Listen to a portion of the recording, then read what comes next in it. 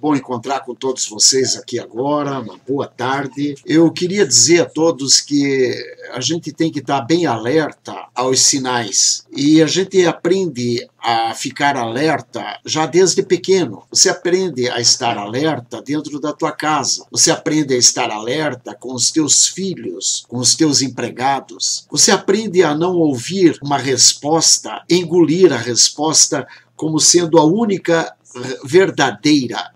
Por quê? Porque, afinal de contas, as pessoas, às vezes, para encobrir alguma coisa, sentem-se tentadas a te contar uma história. E essa história passa a ser uma espécie de uma parte da verdade. A verdade que, muitas vezes, não está aparente, não está clara, não está evidente. Por exemplo, por que o Lula resolve começar uma caravana pelo sul do país se ele sabe que o povo dele está, digamos assim, não é o povo dele, mas ele sabe que ele é mais bem-vindo lá no Nordeste? Ora, ele resolveu começar uma caravana pelo sul do país com objetivos muito claros. Muito claros para quem? Para quem sabe ler, o que não está escrito. Tem alguma coisa por trás dessa história do Lula vir fazer um passeio pelo sul do país. Ele não veio para o sul do país achando que ele fosse ser bem recebido. Não, ele sabe que ele está, veja, Lula ladrão, seu lugar é na prisão, essa cantoria ele está ouvindo o tempo todo, ele sabe o que ia acontecer. Veja,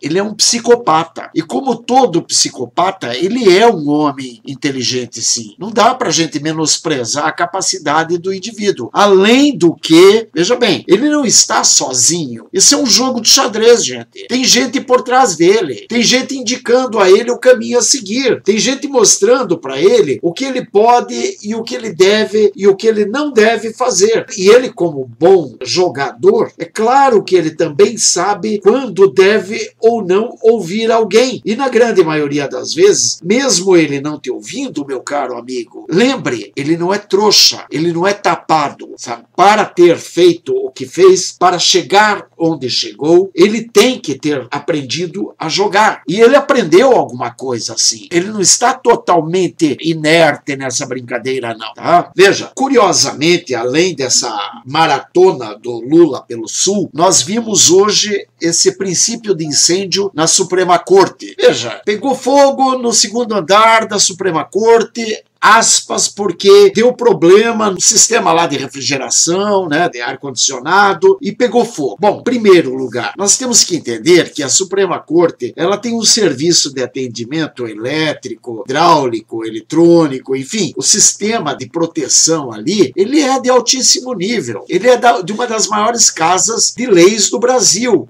Ele é, puxa, não é um lugarzinho qualquer, um lugarejo, onde vai começar um fogo porque tinha um fio desencapado. Não é assim, gente. Não é assim. Aquilo ali tem motivos muito claros, muito mais interessantes para a gente analisar. É claro que isso não vai chegar ao conhecimento de nós, povo brasileiro, agora, nos primeiros dias, nos próximos dias. Isso é uma coisa que vai levar anos e anos e anos, até que um dia virá à tona e muita gente vai dizer, aquilo foi tal coisa. Pois é. Só que até lá eu provavelmente já estarei morto. Eu não saberei o que aconteceu de fato. Tá? Agora, que não é por acaso, não é. Que tem interesses obscuros, tem. E nós temos aí também uma outra situação em 20 de setembro de 2017, Marco Aurélio Mello, de novo, aquele cara, ele critica, por exemplo, as indicações, né? Ele está dizendo, por exemplo, que o Sérgio Moro pode ter sido indicado para o cargo que o Sérgio Moro prestou concurso. Tá? Então se veja que Marco Aurélio critica uma situação, mas uma situação que deixa ele praticamente descoberto. Ele é o tipo do cara que puxa a coberta e cobre o umbigo esquecendo que descobriu a bunda, né? Porque a filha dele foi indicada como desembargadora pela Dilma e ele foi indicado pelo Collor de Mello. Então nós vemos que realmente ele descobre a bunda quando cobre o umbigo. Mas ele, em 20 de setembro de 2017, ele deu uma entrevista para o Conjur. Nessa entrevista ele falava justamente sobre corrupção, combate combate à corrupção, acabaram falando sobre a intervenção ou a possibilidade de intervenção das Forças Armadas no nosso país. Ao que ele respondeu que uma intervenção das Forças Armadas sem ordem de um dos três poderes seria um golpe. Isso ele declarou numa entrevista à Conjur,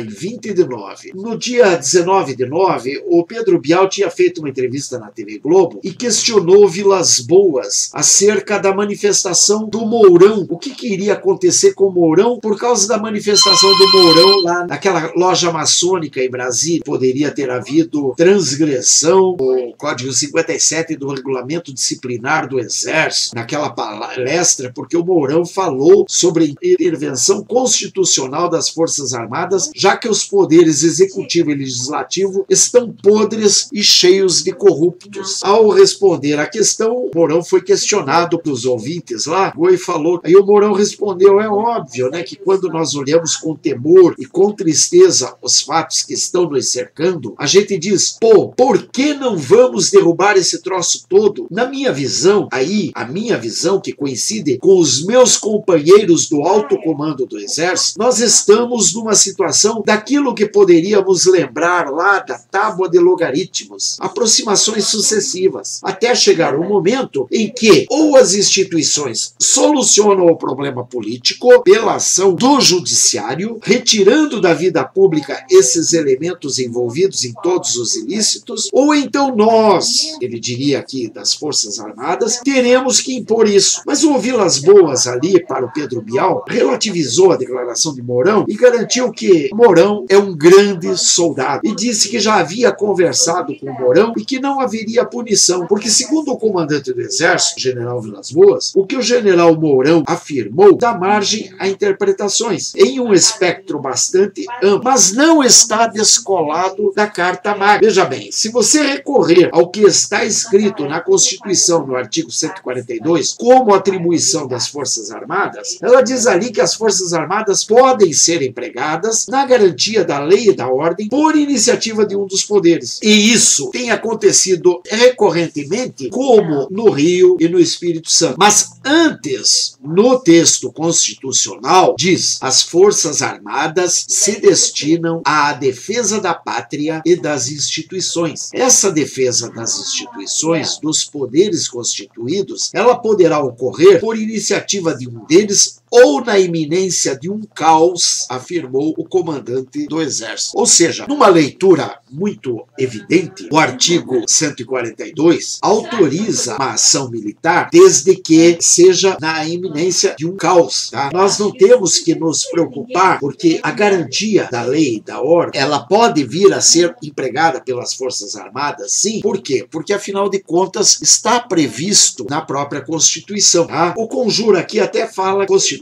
não autoriza ação militar na iminência de um caos. O dispositivo estabelece que as Forças Armadas, constituídas pela Marinha, pelo Exército e pela Aeronáutica, são instituições nacionais permanentes e regulares, organizadas com base na hierarquia e na disciplina, sob a autoridade suprema do Presidente da República, e destinam-se à defesa da pátria, à garantia dos poderes constitucionais e, por iniciativa de qualquer destes, da lei e da ordem. Quer dizer, ele está aqui, Conjur e o próprio Marco Aurélio Melo, querendo dizer a leitura feita pelo general Vilas Boas estaria incorreta, né? Porque não autoriza na iminência de um caos. Só que, claro, eles estão procurando buscar, digamos, alternativa para que eles possam se amparar, dizer que jamais o Exército pode tomar uma atitude sem seja autorizado pelos três poderes ou mesmo pelo Presidente da República. Não, não é isso. Não é isso. As nossas Forças Armadas, elas atendem, em primeiro lugar, a nação. É claro que ela fica subordinada a uma autoridade. Agora, é claro que se ela pega um bêbado